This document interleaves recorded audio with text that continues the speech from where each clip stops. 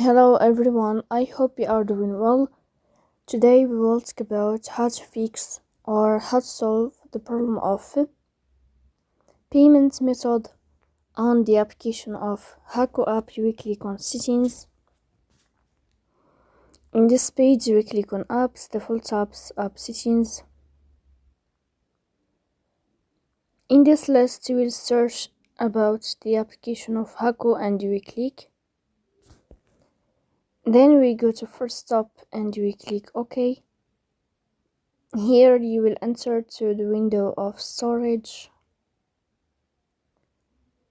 Then we click on clear cache. Here you will turn on your airplane mode and you will turn off your airplane mode again to fix that problem.